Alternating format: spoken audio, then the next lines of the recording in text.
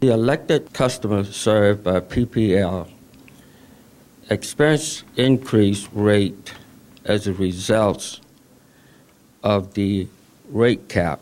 How do you look at this situation when the increase of the PPL cap goes off for experience? But whoever's governor can't look just at one area, I will tell you that. We have to look at the entire state. What I understand, and we've sat down with people in the field, in areas that the cap has come off already, some places, the rates have actually gone down. What I've learned during the course of the last few months is this. The legislature set in place a cap on business, on all the electricity providers, that said you can't raise your rates since 1995. Now, are any of you in business? Have you raised your prices some? How would you like to have somebody say, you can't raise your prices, you got to keep it here?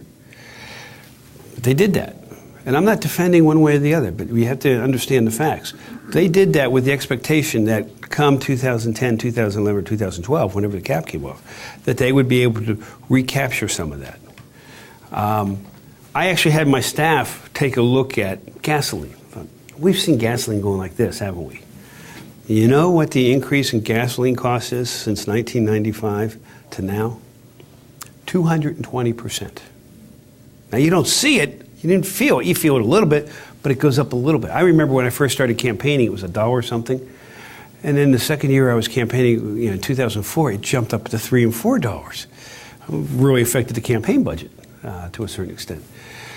The one aspect of why they put this in was to create competition. Do you know that you don't have to buy from PP&L if you live in PP&L?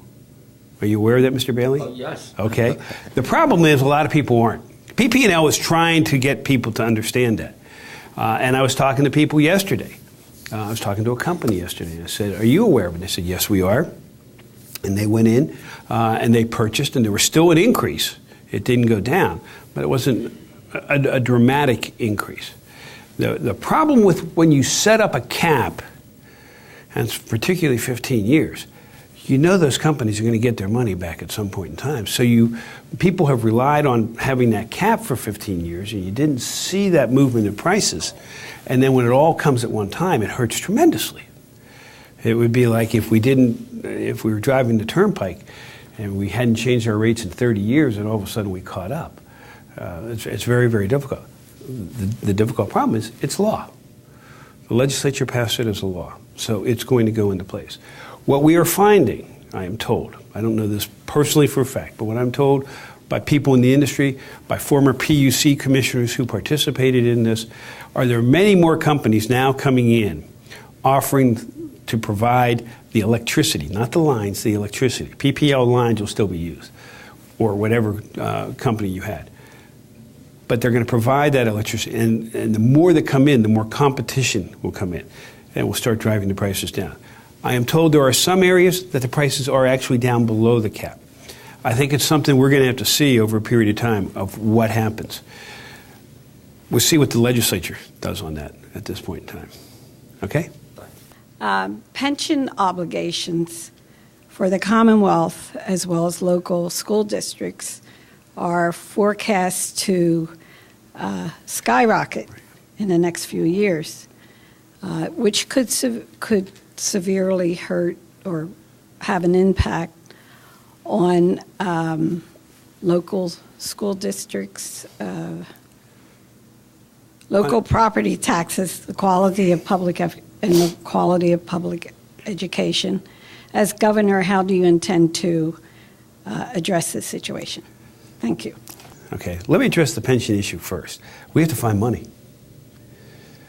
Depending on who you talk to, if you just talk about the pension side of the state obligation, not the school district's obligations, for state employees and for the teacher system. And the teachers, I spoke to PSEA 2 weeks ago tomorrow, the teachers all paid in everything they were supposed to pay. It was the state and the school districts that short-funded it. Are you a former teacher? Okay. So they short-funded it. They relied upon Wall Street, and they relied upon an aggressive number of what they believed to be the return, percentage of return, at 8 and sometimes 12%. And when Wall Street was doing very well, they were getting their money, they were okay. In fact, during that period of time, they bumped their own pensions up a little bit. Keep that in mind. Wall Street goes down, it goes down tremendously. They were invested in equity, it goes down. Now we have a big hole. Depending on what happens with revenues coming in the next year, we're never going to fix that hole with the revenues of next year because there's no projection that we're going to see a tremendous increase back to where we were. We're going to have to find a source of revenue. I think there's potentials in new industries that are coming to Pennsylvania or developing in Pennsylvania, but we're going to have to find that source. That is going to be the biggest job for the next governor and legislature. The number, as I understand it, is anywhere between 3 and 7, so I picked $5 billion. Billion. Our budget right now is $28 billion. And when you're thinking about this, as you listen to them talk about the budget this year, the governor wants to add another $1 billion in spending. You know, when the governor came in, we were at $22 billion, now we're at $28 billion, and he wants to add another $1 billion.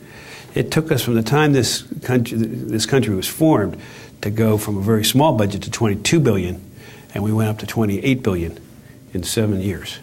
So we have a problem there. We're going to have to cut our spending, and that's the problem. We were talking before about long-term care. I talked Medicaid. This is a huge problem for whoever is sitting here talking to you today, and we're going to have to deal with it. Now, on the property tax side of it, and that's one way that we get money for school districts and we get money for government services, there's all kinds of discussions, and I know one of my opponents is talking about getting rid of the property tax and going to an increase in other taxes and calling it revenue neutral.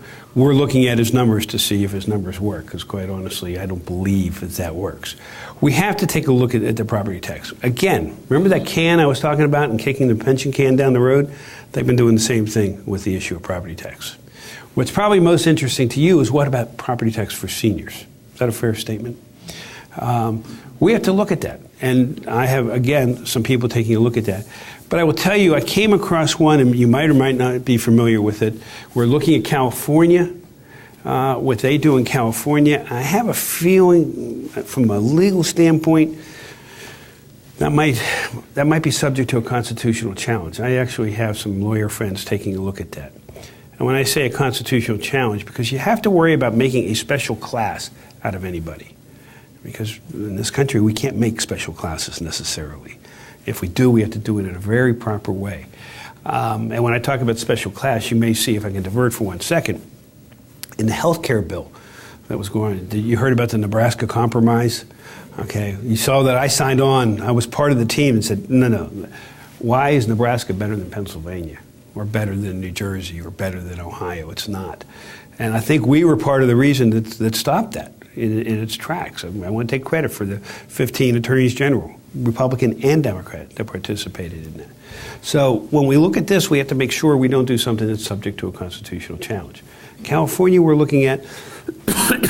We're also looking at Florida in the campaign. Are you familiar with Florida's position? I see a couple nods, where they create an exemption, a homestead exemption to a certain level, and then a limitation for people over 55 as to how much the increase can be. And I think it's no greater than 3% in a year. And there are income limitations and everything. We're taking a look at that. I don't have today what we're going to propose, but we do have to look for alternatives. What we have to do, though, as a governor, is be able to work with the legislature to get this done. And the legislature the last couple of years really hasn't gotten a whole lot done. They've been kind of in paralysis. Now, my office might be part of the problem that they're in paralysis, if you're following the investigation that we have done. But if you look at the delay in getting a budget, we've not gotten a budget on time in 7 years. Part of that comes from leadership in the governor's office. I will tell you, we are going to work with this legislature. We will get budgets done, and we will work to address this issue as fast as we possibly can.